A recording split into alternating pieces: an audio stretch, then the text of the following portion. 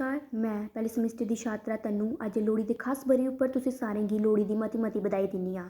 जि'यां कि तुस सारे जानने हो कि लोहड़ी का त्यौहार मकर संक्रांति के एक ध्याड़े पहले मनाया जाता है।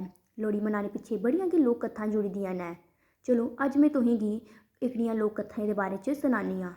इक लोक कत्थ दा मनना है कि लोहड़ी का त्यौहार देवी सती के त्याग के रूप च हर साल मनाया जाता है। जिसलै प्रजापति दक्ष ने अपनी धी सती के घर आह्ले महादेव शिव की बेइज्जती की ते उ'नेंगी जग च शामल नेईं कीता हा, उस उप्पर देवी सती ने अपने आप गी अग्गी च समर्पित करी ओड़ेआ हा। इस करी आखदे न इक पश्चाताप के रूप च एह् त्यौहार मनाया जंदा है। इक लोक कत्थ इब्बी ही कि जिसलै श्री कृष्ण होरें गी मारने लेई उं'दे मामा कंस ने लोहिता नांऽ दी इक राक्षसी गी भेजेआ हा, उस राक्षसी गी श्री कृष्ण होरें खेढा खेढा च गै मारी ओड़ेआ हा। इस करी आखदे न कि इस घटना गी चेता रक्खने लेई एह् त्यौहार मनाया जंदा है। लोहड़ी का त्यौहार मनाने पिछे इक बड़ी गै प्रसिद्ध लोक कत्थ है जेह्ड़ी दुल्ला भट्टी कन्नै जानी जंदी है। दुल्ला भट्टी पंजाब प्रांत दा सरदार हा।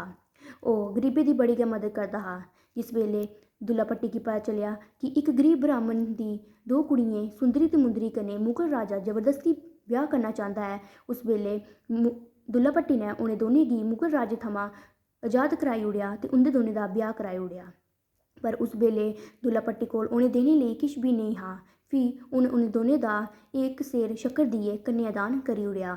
इस उप्पर इक पंजाबी गीत बी ऐ जेह्दा नांऽ ऐ सुंदरी मुंदरी तेरा कौन बिचारा, दुल्ला भट्टी आह्ला दुल्ले दी धी ब्याही इक सेर शक्कर पाई।